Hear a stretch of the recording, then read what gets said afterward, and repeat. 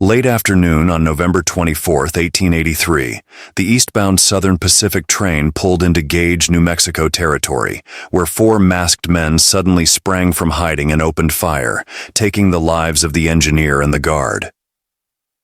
Bandits Christopher Kit Joy, Mitch Lee, Frank Taggart, and George Cleveland made off with a mere $518 in coin and $312 in currency, a small haul given the cost in blood.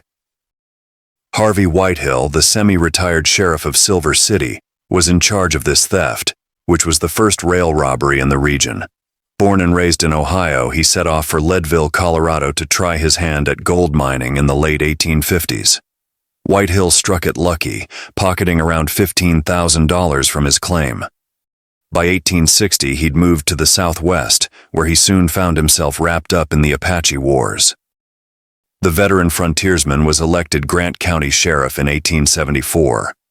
Whitehill wasted no time bringing order to Silver City, a town with a rough and tumble reputation for violence.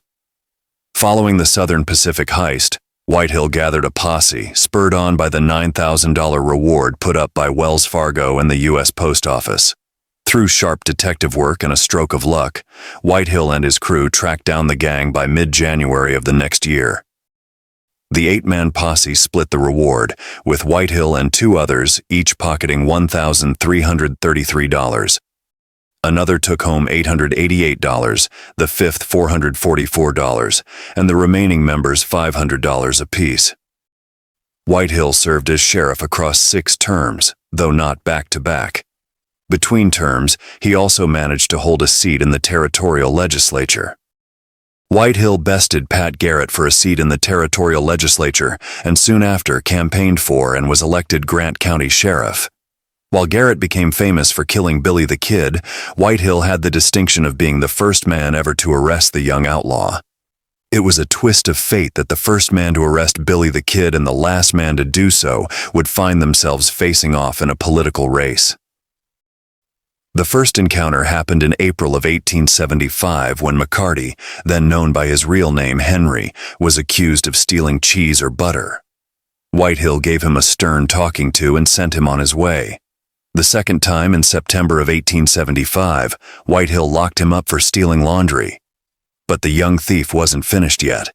McCarty pulled off the first successful escape from Whitehill's jail, marking the beginning of his notorious career. Back in 1874, Whitehill took on the role of Grant County Sheriff. Silver City, with its wild and rowdy ways, wasn't exactly an easy place for any lawman. During his time as sheriff, Whitehill made waves by hiring dangerous Dan Tucker as his deputy. Tucker had once ridden alongside John Kenney, a known outlaw with ties to the Lincoln County War. Kenney had a history with Jesse Evans, whose gang was hired by Murphy and Dolan to go up against Billy the Kid and his regulators. John Kenney had a curious, tight-knit connection with Sheriff Whitehill, despite his reputation for stirring up trouble around Silver City. Kenney often lingered in town, knee-deep in shady dealings. By 1883, he found himself in a heap of trouble, facing 17 charges that included cattle rustling. Sheriff Harvey Whitehill, surprisingly, posted the hefty $6,000 bond to secure Kenney's release. Earlier on, back in September 1875, Sheriff Whitehill had also locked up a young Billy the Kid for swiping laundry and a couple of pistols, worth a fair bit back then, around $150 to $200. Whitehill's time in politics was short-lived, and he soon returned to his lawman duties.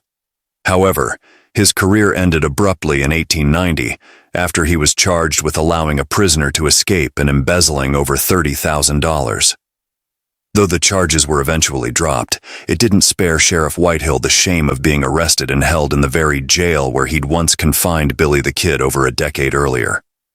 After the scandal, Whitehill turned his attention to cattle ranching and farming, spending his remaining years away from law enforcement.